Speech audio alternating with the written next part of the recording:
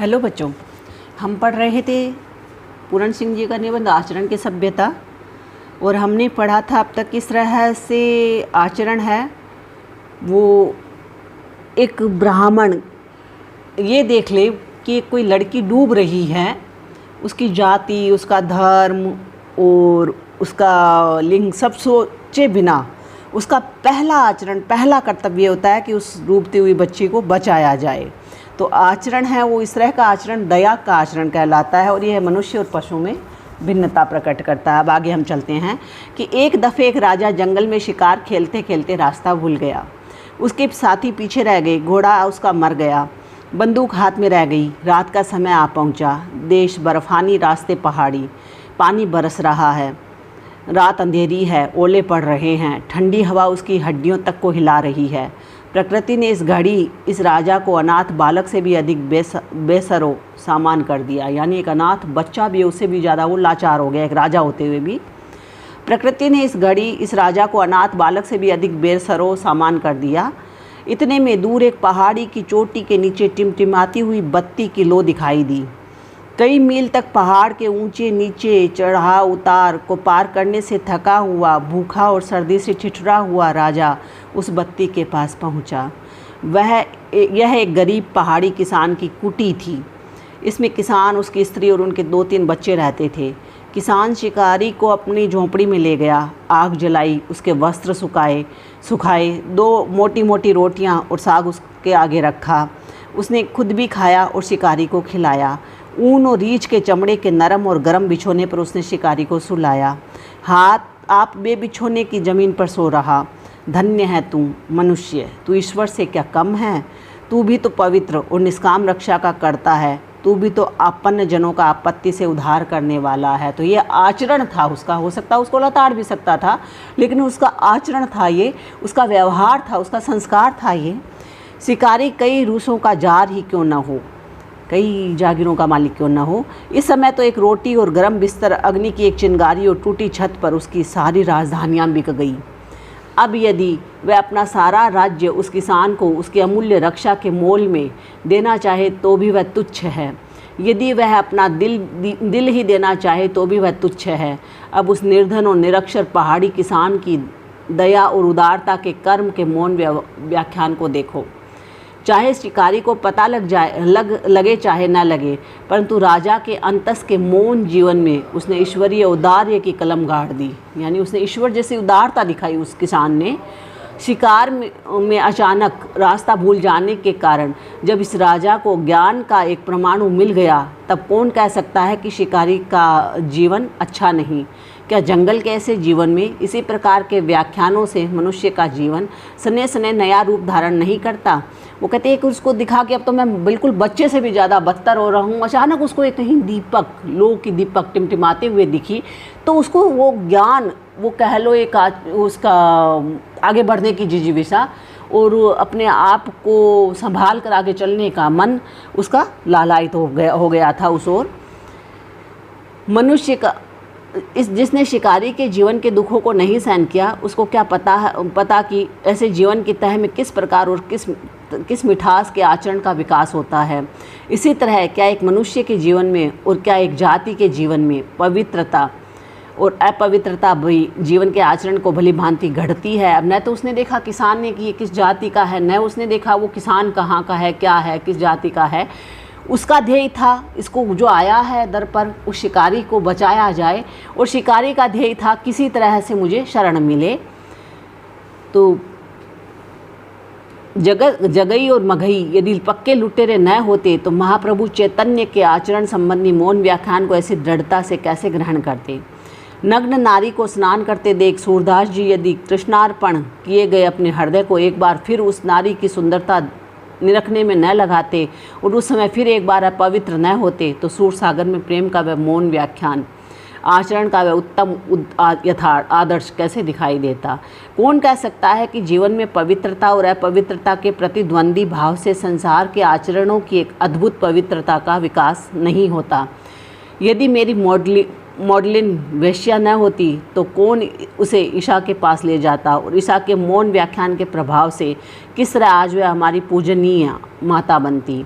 कौन कह सकता है कि ध्रुव की सौतेली माता अपनी कठोरता से ध्रुव को अटल बनाने में वैसी ही सहायक नहीं हुई जैसे कि स्वयं ध्रुव की माता।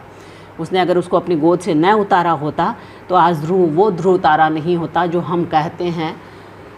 मनुष्य का जीवन इतना विशाल है कि उसके आचरण को रूप देने के लिए नाना प्रकार के ऊंच नीच और भले बुरे विचार, अमीरी और गरीबी, उन्नति और अवनति इत्यादि सहायता पहुंचाते हैं। ये सारे ही सहायक होते हैं उसको आचरण को गढ़ने में।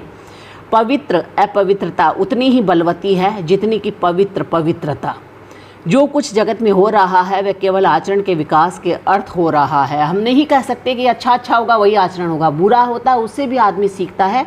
तो पवित्र होगा तो अपवित्र भी उतना ही होगा उसको सीख के लिए, आचरण को गढ़ने के लिए।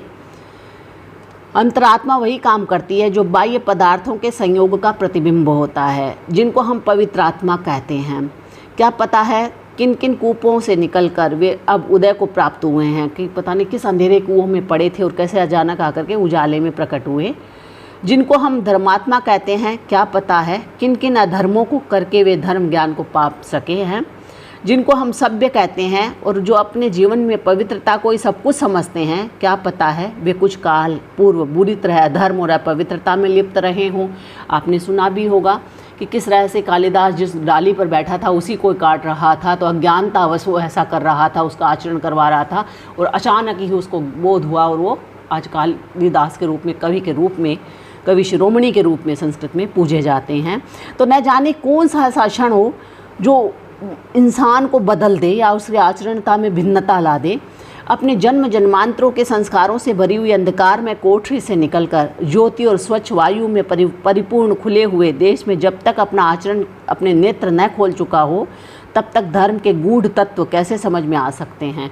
जब तक मन का, आत्मा का आचरण, यानी आप खुद कहते हैं ना निज पर शासन फिर अनुशासन, तो खुद अपने आप को बदलने की कोशिश नहीं करोगे तो कितने ही धर्म ग्रंथ पढ़ लो चाहे कुछ नहीं होगा। और जैसे ही अपने आप को बदलने की कोशिश करोगे तो धर्म ग्रंथ भी आपको बदलने में सहायक होंगे।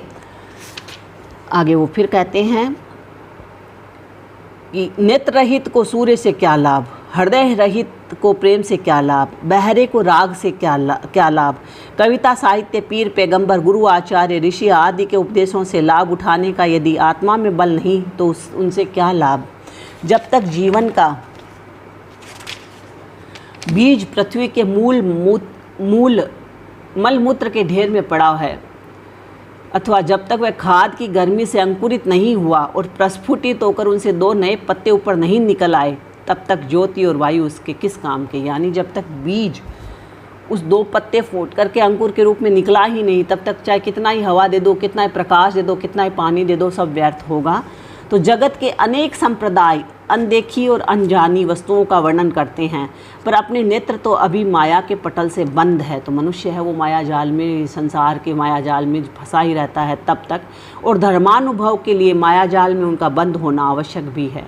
और धर्म का ये कहना भी है, धर्म के अनुसार, कि वो जब तक माया जाल में फंसा हुआ है तब तक ही है वो आगे बढ़ने के लिए, अपने आप को बदलने के लिए कोशिश करेगा। इस कारण मैं उनके अर्थ कैसे जान सकता हूँ। वे भाव, वे आचरण जो उन आचार्यों के हृदय में थे और जो उनके शब्दों के अंतर्गत मौनावस्था में पड़े हुए हैं, उनके साथ मेरा संबंध जब तक मेरा भी आचरण उसी प्रकार का न हो जाए तब तक हो ही कैसे सकता है। वो कहता है जब तक मैं, जो ऋषियों ने कहा, मुनियों ने कहा, धर्म ने कहा, अनुयायियों ने कहा, अगर मैं जब तक उसको नहीं समझूंगा तब तक वो मेरे लिए एक, कह लीजिएगा, वो कालाक्षर भैंस बराबर ही रहेगा, समझ में आने वाली बात भी नहीं रहेगी। तो फिर वो कहते हैं आगे कि उनके साथ मेरा संबंध जब तक मेरा भी आचरण उसी प्रकार का न हो जाए तब तक हो ही कैसे सकता है। ऋषि को तो मौन पदार्थ भी उपदेश दे सकते हैं। अब ऋषि है वो तो चुप रह करके भी सीख ले सकते हैं, टूटे फूटे शब्द भी अपना अर्थ भाषित कर सकते हैं। मान लीजिए कोई एकाएक बोलने वाला है और अचानक जल्दी जल्दी कुछ बात को कहता है, लेकिन उसके कुछ बात में शब्द टूट फूट रहा है, फिर भी वो अपने अर्थ को, अपने बात को प्रकट कर सकता है। तुच्छ से भी तुच्छ वस्तु उसकी आंखों में उसकी महात्मा का चिन्ह है, जिसका चिन्ह उत्तम से उत्तम पदार्थ है। यानी तुच्छ से तुच्छ व्यक्ति में भी कुछ न कुछ अच्छाई, हम कहते हैं ना किसी में कोई ना कोई अच्छाई होती ही है, ढूंढने वाला चाहिए। तो राजा में फ़कीर छिपा है और फ़कीर में राजा। बड़े से बड़े पंडित में मूर्ख छिपा और बड़े से बड़े मूर्ख में पंडित। वीर में कायर और कायर में वीर सोता है। पापी में महात्मा और महात्मा में पापी डूबा हुआ है। ये उन्होंने उदाहरण से बताया है कि किस तरह से एक ही व्यक्ति में दोनों तरह के आचरण हो सकते हैं। वह आचरण जो धर्म संप्रदायों के अनुचारित शब्दों को सुनाता है, हम में कहाँ। जब वह नहीं, तब फिर क्यों नए संप्रदाय और हमारे मानसिक महाभारतों के कुरुक्षेत्र बने।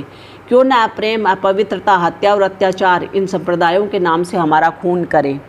कोई भी धर्म संप्रदाय आचरण रहित पुष्पों के लिए कल्याणकारक नहीं हो सकता, और आचरण वाले पुरुषों के लिए सभी धर्म संप्रदाय कल्याणकारक हैं। अगर आचरण के अनुरूप किसी धर्म का अनुकरणीय या अनुयायी होता है व्यक्ति, तो वो आचरण वंदनीय है। लेकिन अगर कोई व्यक्ति धर्म के नाम पर खून खराबा करता है, अत्याचार करता है, तो वो कितना भी कर ले, उसका आचरण वंदनीय नहीं होगा। सच्चा साधु धर्म को गौरव देता है और धर्म किसी को गौरवान्वित नहीं करता। सच्चा साधु तो धर्म को गौरव देता है, क्योंकि वो धर्म को बताता है, धर्म को सिखाता है, धर्म को आचरण में ढालता है, धर्म को ऊंचा उठाता है, धर्म में क्या है, धर्म की किस तरह से हम रक्षा कर सकते हैं धर्म से, वो सब बताता है। लेकिन धर्म किसी को गौरवान्वित नहीं करता। लेकिन हम अंधानुकरण कर ले धर्म को, तो फिर वो कोई गौरव की बात नहीं होती। बाकी हम कल पढ़ेंगे। धन्यवाद।